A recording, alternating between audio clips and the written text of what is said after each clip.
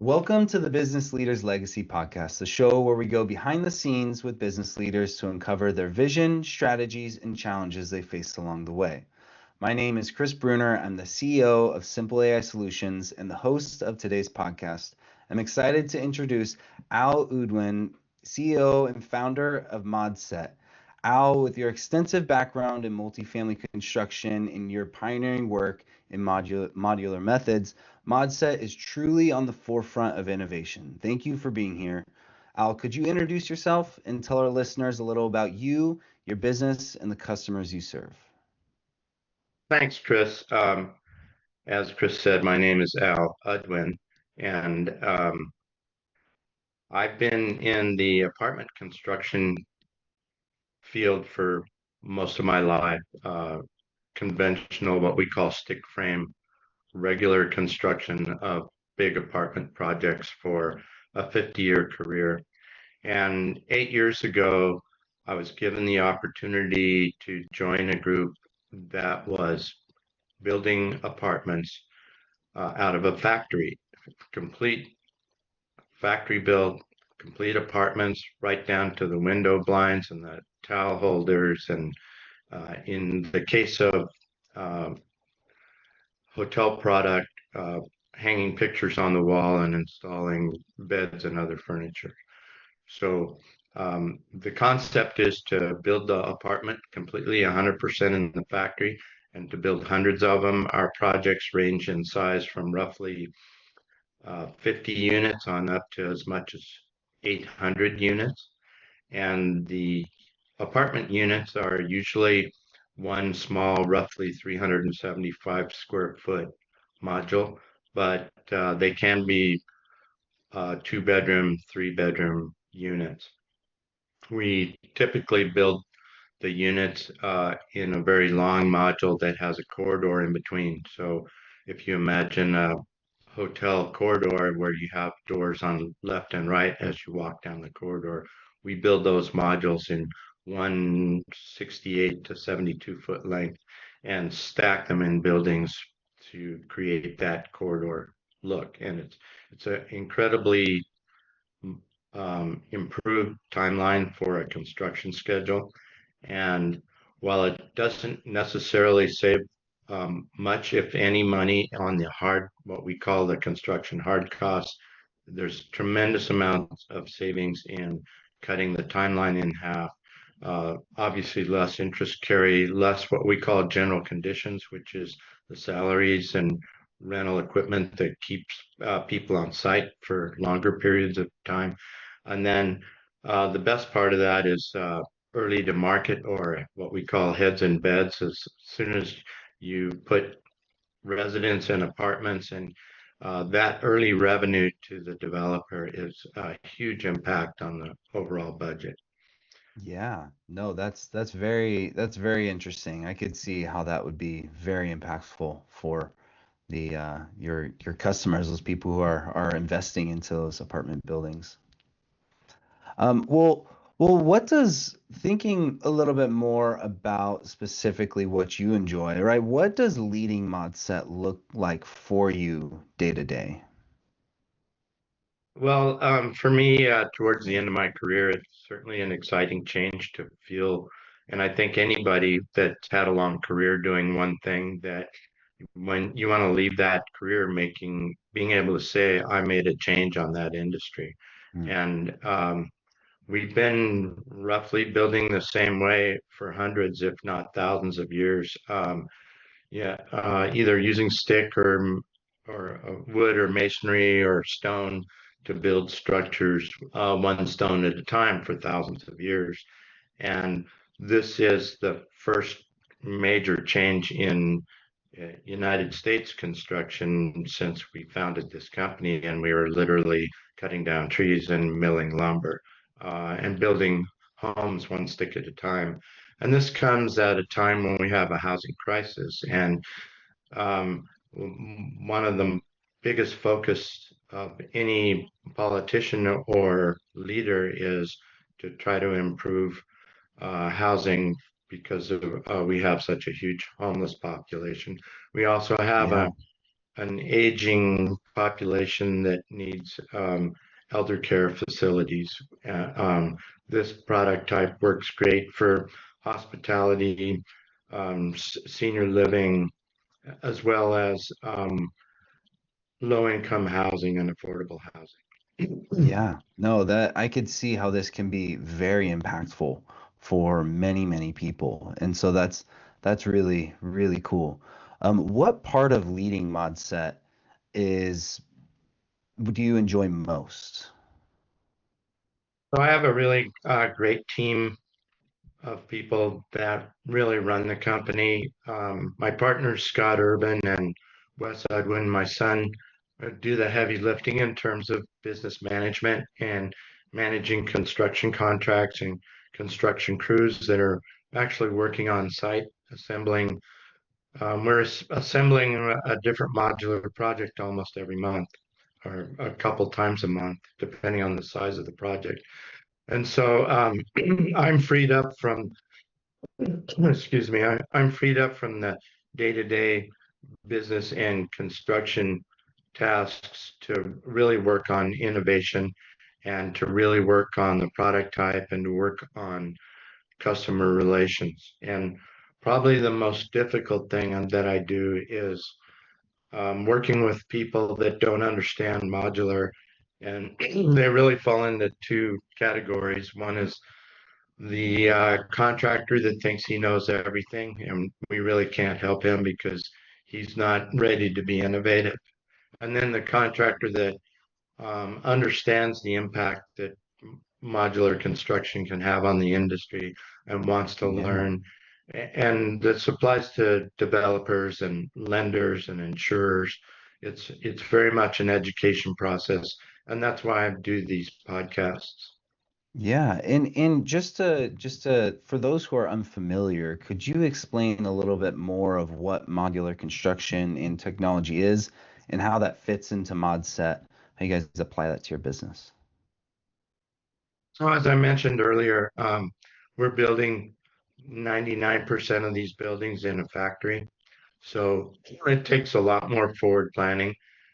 People, including contractors, don't really understand how the status quo construction methodology is really cut and fit every single board, even though there might be mass production on large projects.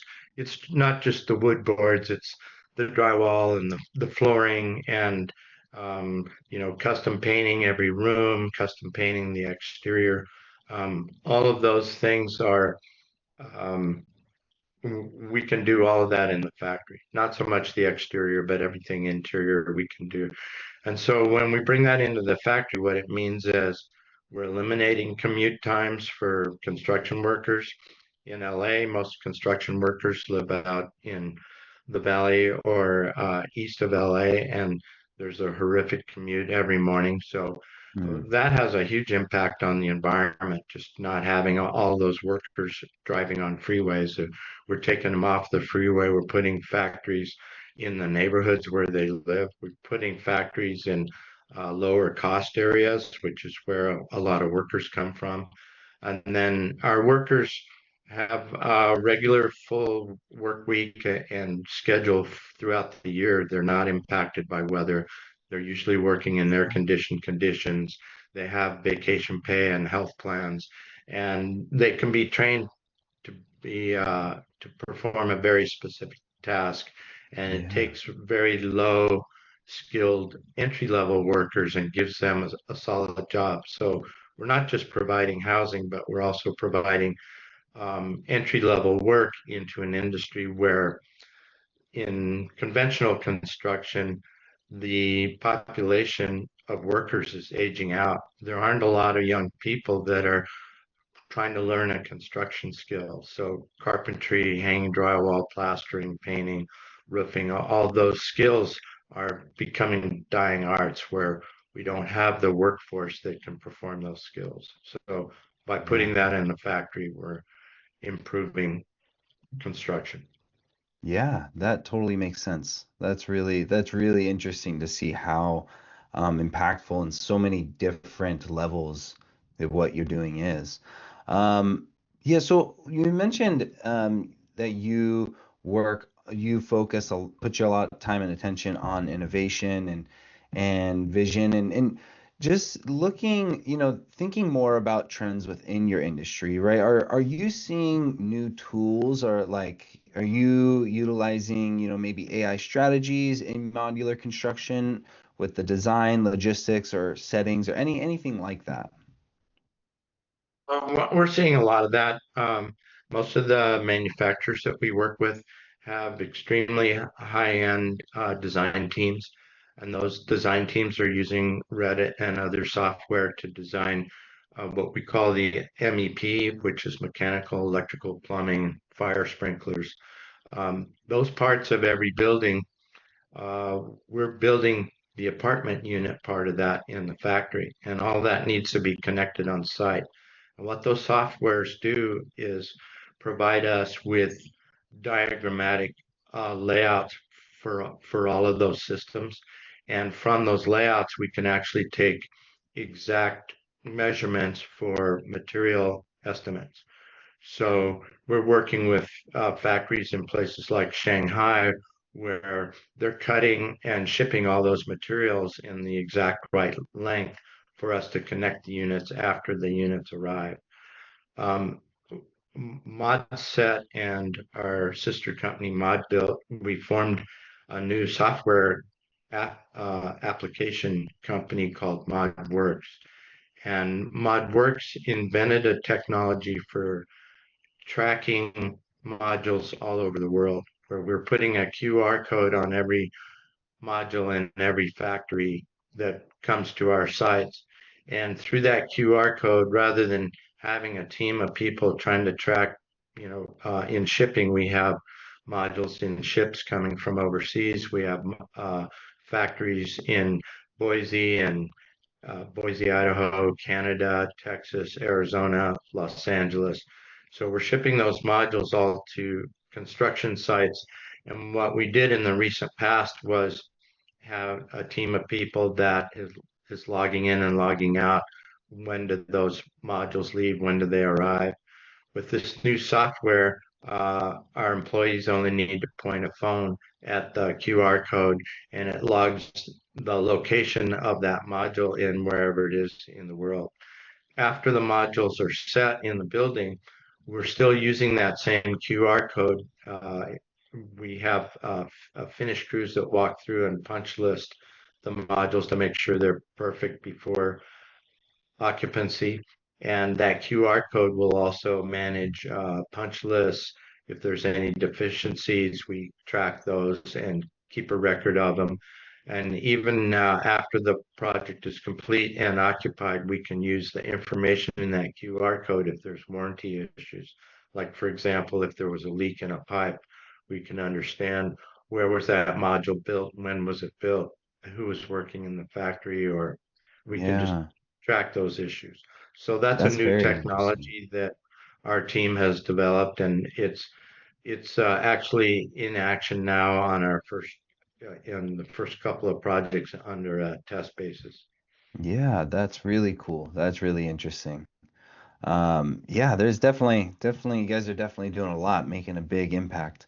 Um, Thinking more, moving to more of like the current state of your business, what's working well for Modset right now? What are you really proud of?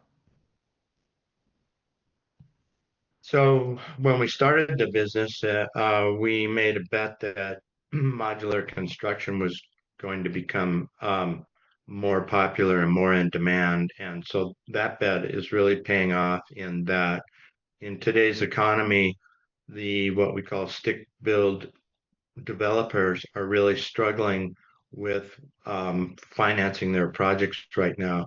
And lenders are excited about getting involved in a project with half the timeline. Instead of 2 years to build 200 units, we're building 200 units in less than a year now. So lenders are much more positive about having a shorter cycle on their investment. Yeah. um, so the increased demand certainly is very supportive of us growing our business. And finding new customers. And in finding new customers, everybody has a different vision or a different idea of what building they want. So we're building a lot of different types of buildings.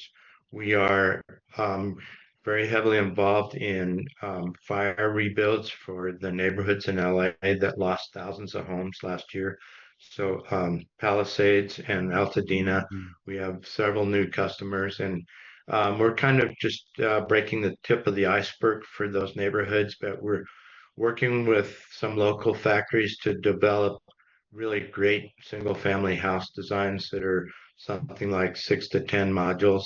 And those modules can be rearranged in different configurations so that not every house looks identical and to fit different site conditions.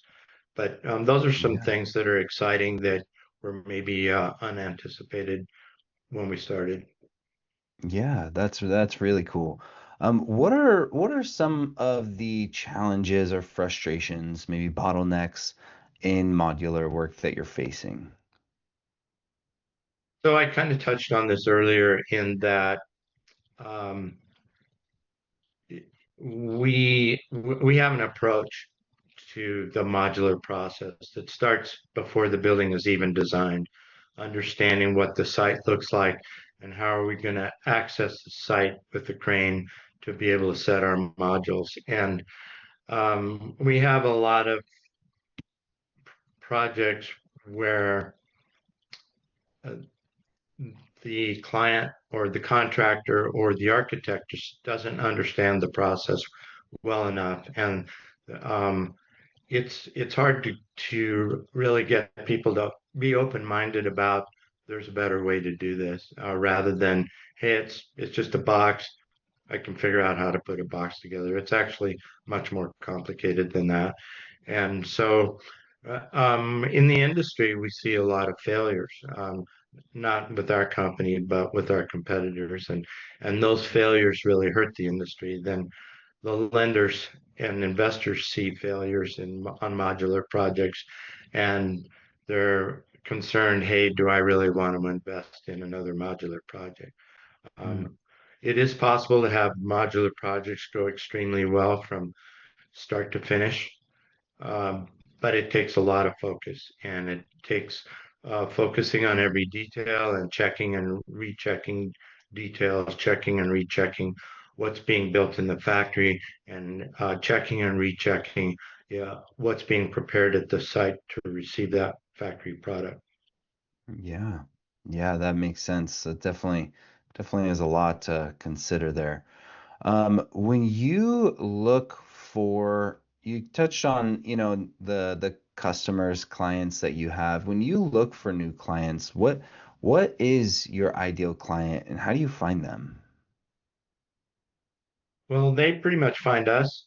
Um, we go to industry events where in one room there will be the owners and operators of multiple factories. There will be multiple developers and architects in one room, and we talk about different projects that are going on. A typical conference environment where there's showcase um, projects. A lot of clients come to those meetings, and a lot of projects that have problems come to those meetings. With the fire rebuild, we have a lot of single family homeowners researching modular online, and they're going to the factories, and they're finding the factories that are focused on building single family homes. And we're getting a lot of referrals from those factories. Um, we have a pretty solid presence on our website and on LinkedIn, and we're posting videos every week of our crew setting a different building. They're pretty fun to watch. We finished one in Mammoth Mountain about a week ago, and the day after we finished it and sealed it up to protect it from weather, they received 2 feet of snow. So um, people see that online, and it's pretty exciting, and we get a lot of inquiries that way. Yeah, that's really We cool. get a That's lot really of cool. offers from marketing companies saying, "Hey, we could bring you a lot more leads," and where we don't respond to those because we have so many natural leads coming to us from word of mouth or actually seeing what we're doing. Any project we go to set modules, we set up a really big crane to set those modules, and people see that crane and they want to know what's going on, and usually they're blown away by what they see. Yeah, that's really cool. That's really cool. And thinking about the future and where you're heading, where do you see Modset within the next 6 months to a year? So we've negotiated some very large general contracting um, contracts.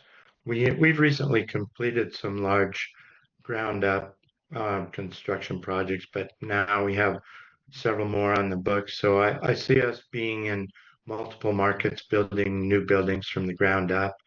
Our setting team, which does nothing but set modules on for other contractors and other developers, um, they've been working on back-to-back projects for the last 6 months, and we see that sometimes we have to split our crew and bring on more manpower so we can set more than one project at a time.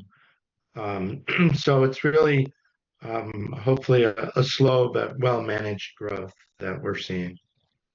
Yeah, yeah, that's cool. That's really cool. That's the way you want it, right? Right. If you could wave a magic wand, right, and fix one ongoing headache or issue or problem with modular construction process, what would that be?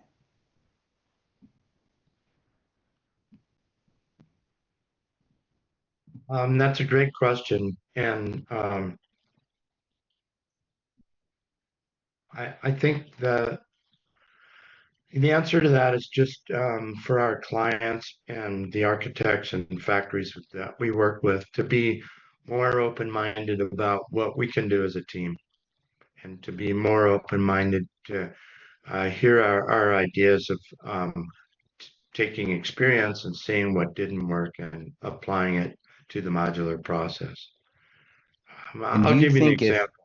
oh yeah, of Can I give? course. So when we set a project for somebody else, we can't stress enough to that somebody else how, whether they're the developer, the owner, or the contractor, we can't stress enough how important it is after we set those modules to keep that product dry because all the drywall and insulation is complete inside of that building once we set it. We set it, we seal up temporary materials on the roof so that it's dry when we leave it. And this time of year, this is in October, going into the rainy season. Um, so then on any construction project, after the building is built, you need to get on the roof and there's a lot of plumbing on the roof, usually for boiler systems or other things that are put on the roof. And contractors go on the roof and start cutting holes to connect pipes, and they don't take the care that's necessary to seal that up every night. And then if it rains, then there's a huge risk of loss. So that's just one example of where people think, yeah, I understand the process, but they don't understand how important it is. Yeah, yeah, that totally makes sense. That makes sense. Um, what does growth look like for you? Are you guys focusing on more projects, expanding into new areas, redefining your process? What does growth look like for you? Well, so right now we have the two divisions. One's building ground up buildings as a general contractor, and the other division is setting modules. And growth, there's a couple different ways there's growth. I mentioned that we developed an app, and further developing that app and adding more features to that app and rolling it out to the general public and having it become an accepted tool in the modular industry. That'll be a one great area of growth. I mentioned that we're doing single family homes to rebuild for fire victims. And we look at that as being a completely separate business unit where it'll be a new company with a name, something like Mod Built Home, and it'll have its own leadership team, and it'll do nothing but build custom single family homes. We know there's a market for that that's not fire rebuild, but the fire rebuild demand is really forcing us into that industry. We also have another product type, which is small buildings for like urban infill. If you take a normal city lot, in the city of Los Angeles, there are new laws enacted by our mayor. One of them is called ED1, which is an executive directive that puts low-income housing to the front of the line for permits and utility approvals. And so developing a line of small buildings that'll fit on standard size city lots. There's a huge demand for that. There's a lot of property owners that have maybe 2 or 3 rental units on a standard home lot in LA where they could have as many as 50 units on that same lot. So a lot of people complain about density, but this is all about creating low cost housing. Yeah. Yeah, that makes sense. And that really does make a huge impact on costs of living and all sorts of stuff. Well, I've really appreciated our conversation today. The insights you shared were great. I think our listeners will have a great time listening to it. Before we go, where can our listeners find more about Modset and learn about the innovative approach that modular construction is having? Where can they learn more about your So business? So our website is modset, MODSET .us, not .com, .us. And we're very prevalent on LinkedIn. Um, the individuals, including under my name, you can find a lot about Modset. But if you just go to the company's site on LinkedIn under MODSET, you'll see videos of what we're doing today, what we did yesterday, and there's bios of our company available, and you can learn more about us by doing that. Awesome. Well, yeah, thank you.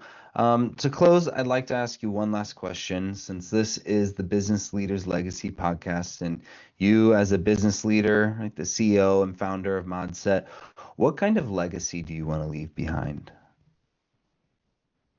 Well, I envision my partners taking over all that growth that we just talked about.